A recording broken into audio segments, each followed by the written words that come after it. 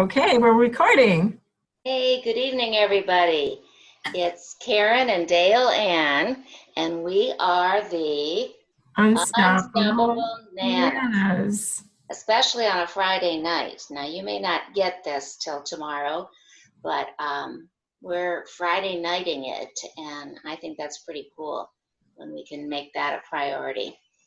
So, continuing the law of attraction for you. Yes, here it is.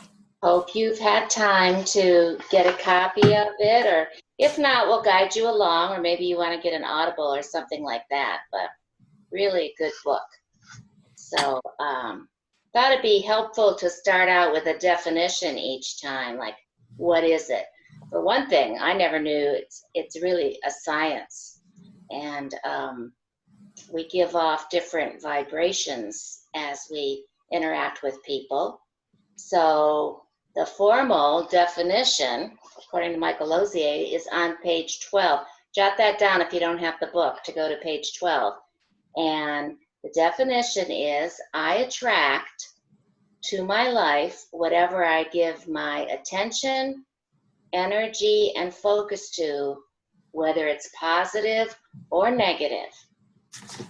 And I was rereading some of this today, and it's got to be one or the other. You cannot have both positive and negative occupy the same space. So important to focus on, to identify. Is it positive? Am I sending positive vibes, or am I into my negative vibes? So, where do you want to begin, DaleAnn? Well, now that you began with the definition, I think we should go to page 14 and actually talk about those vibes. Okay, we'll do. Okay, so if you want, I'll just read the negative, and if you want to do the positive. Okie doke, go ahead. Okay. Our negative vibrations are disappointment, loneliness, lack, sadness, confusion, stress, anger, and hurt. And I'd just like to ask you, how often do you have those type of feelings, maybe on a weekly basis? And I'm not asking Karen, I'm asking our audience. Because Karen and I talk all the time, so we know how we feel. But now, if you go through those negative feelings, just jot it down every time you have a negative feeling, and then turn it into a positive, and that's what Karen's going to talk about now. Yeah, and you know what? You might even want to do a little log. You know how there are food logs and medical logs and all kinds of things. If you're really into this and you want to change it, you might want to jot down when you feel that way, and maybe what just happened right before you identified that feeling. But on the flip side, to be positive, you're feeling joy, you're feeling love, excitement, abundance. You're allowing these positive feelings into your life. You're feeling pride, either yourself or someone in your family, comfort, confidence, affection. And I can just feel the freedom and the soothing sensation as I read those kind of positive words. Whereas when DaleAnn read her list, I was tightening up inside. So was I. I didn't like it. No. And I find even, like people in my life, well, obviously we all live with somebody, but my husband and I are setting up signals. Like when I start to get these negative vibes, I want to be alone, and I'm helping him understand it's not that I don't want to be with him, but I want to be alone and resort it all so that I don't exacerbate it. Like if he wants to talk and I'm feeling the need not to, maybe I fear risking it going more negative, I already know I want to be alone to kind of deal with it. And then when I feel like I'm more in control of myself and my negativity, then I'll talk. So we set up little signals within our home, and it works better than if we just impulsively respond to whatever one or the other is saying. So, Well, my part of that is I live with a large family. There's 7 in our family. Sometimes I need to just find a space to either leave. Sometimes I would go walking in the morning, or just find a little part of the house where everybody else isn't, and I take that time just to reflect. and then you get calmed down, right? Oh yeah. I do that too.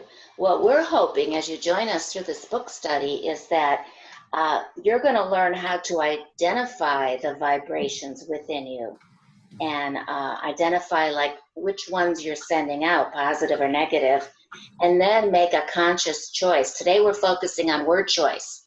And so that will help you make a conscious choice as to whether you want to keep sending that vibration or you need to change it, because they can't coexist. It's either going to be sending one negative vibration or one positive vibration.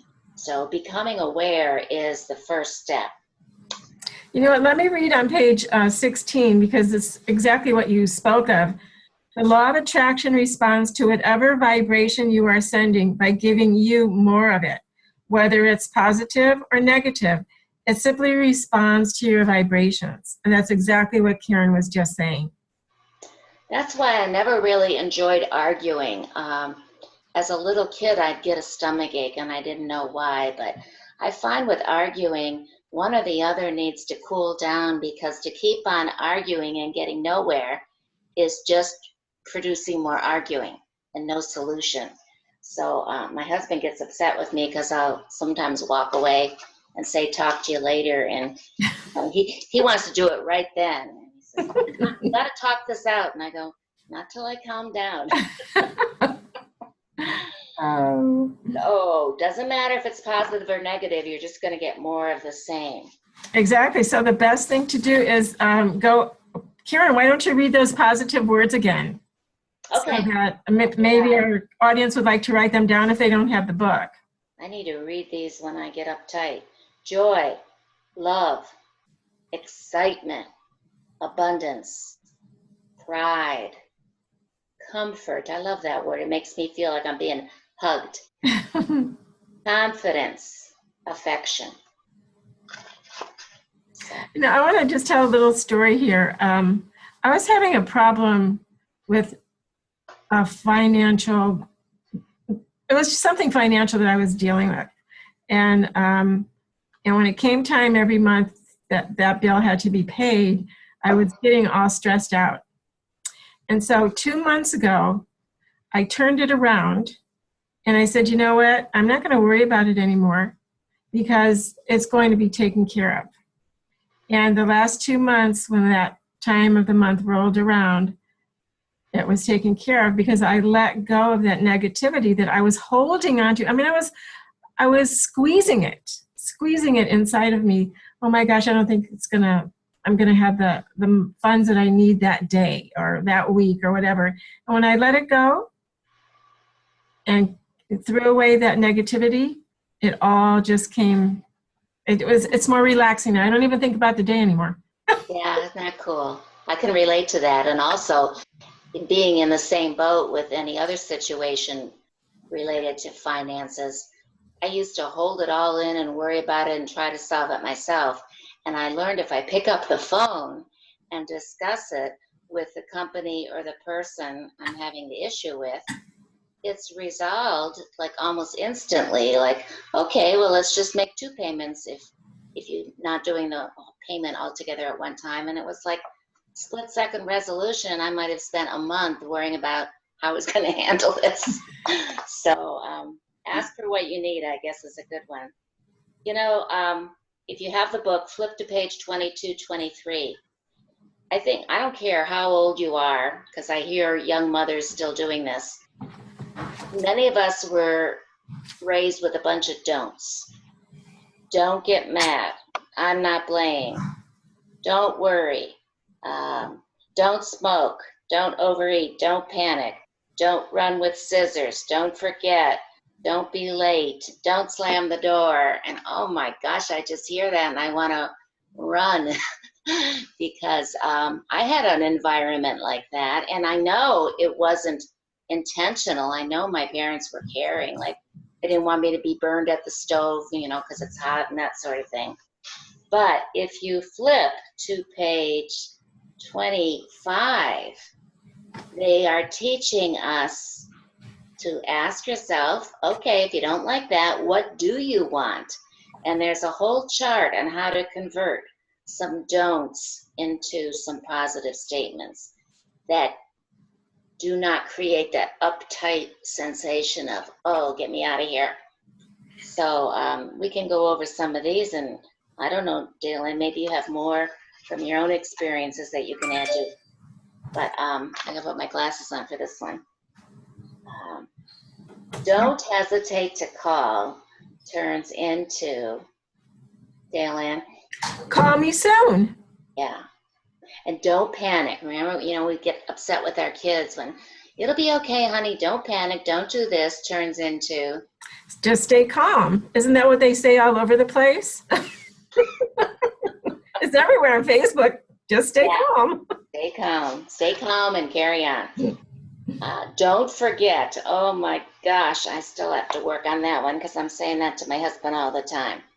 So you have to totally turn it around and say, remember to do it. And if you can't remember to do it, write it down. yep. That's what baby boomers, that's what we have to do now. Well, I have to write a lot of things down simply because I'm just in a lot of places doing many, many different things. If I were only doing one thing in one area, I'd remember more, but I've got to, and I've got to look at my list. Like I missed a physical therapy yesterday simply because I didn't look at the calendar to remind myself where I was supposed to be at 1 o'clock. So they call it 1:30, like, where are you? So, Why did they call it 1? yeah, I could have gotten over there quickly. Don't be late is, see you on time. that's just so much more soothing. Oh, I know. And I love being on time, even though today I was a little late. That's all right. I handled it. You sure did. Don't slam the door means, Close it quietly. I don't want this to hurt. I'll be fine. I don't want my clients to cancel. I want my clients to keep their appointments. That's very important.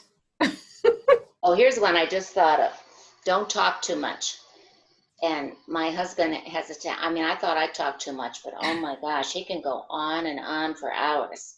So I have to change that from don't talk too much to I really need some peace and quiet right now. And you know what? He responds instantly. When I say don't talk too much, he gets mad at me because I create that negative vibe, and it comes across critical, and he does not want anybody to point out that he's doing anything wrong. Mm-hmm. So it might take some practice for most of us, but I think it's worth it because I think we all want to send positive vibes. We all want to connect in a positive way with our friends, our family, our business partners, our teams.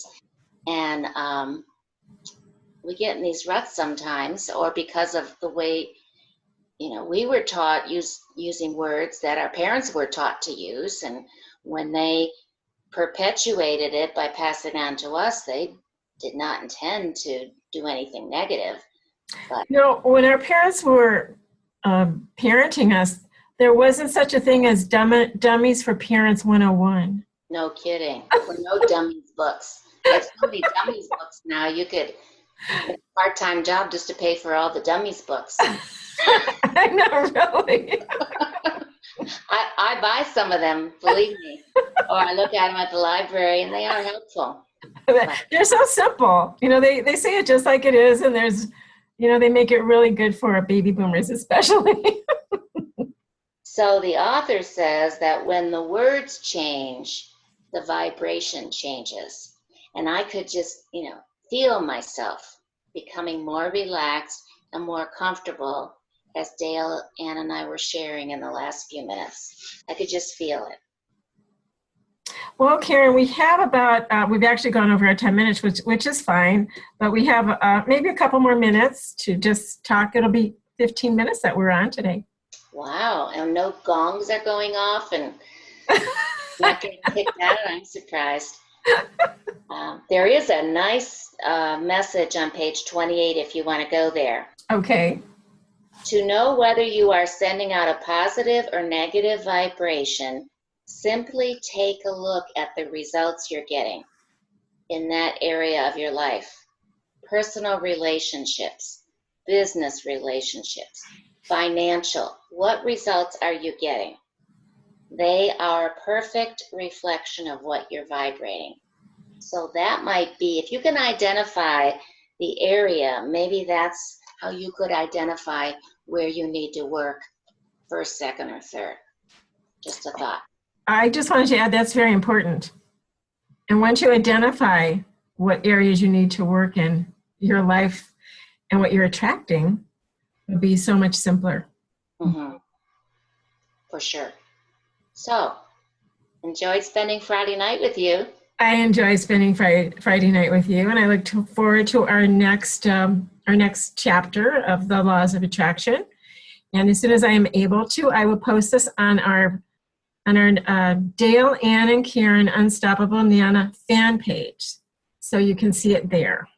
That's how you search, guys. Any last words, Karen? Oh, just enjoy the rest of your weekend and your life, and be good to yourself. Okay, we're signing off. Night. Good night. Bye. Thanks, DaleAnn. Thank you, Karen. Talk to you soon. Bye-bye. Bye.